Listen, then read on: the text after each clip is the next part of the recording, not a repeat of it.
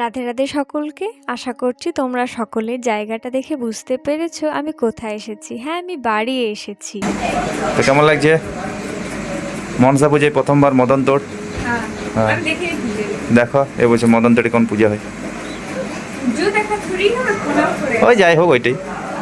আমাদের বিয়ে প্রায় 5 বছর হতে চললো, কিন্তু আমার একবারও মনসা পুজোয় এসে প্রণাম করে যাওয়া হয়নি। ও আসে, পুজোরগুলো দিয়ে যায়, প্রণাম করে যায়, কিন্তু আমার আসা হয়ে ওঠে না। আমারই দুর্ভাগ্য বলতে গেলে। তবে এবারে জন্মাষ্টমী আর মনসা পুজো বলতে গেলে একদিন এগুপিছু ছিল, সেই জন্য জন্মাষ্টমীর দিন মারা বারবার করে আসতে বলা সত্ত্বেও আমি যেতে পারিনি।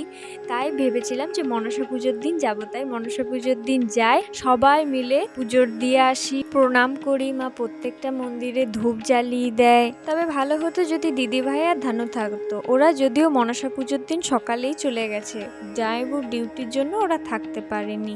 তারপর আমরা সব মন্দিরে প্রণাম করে চলে যাই, গৌরাঙ্গ মন্দিরে প্রণাম করে আসি।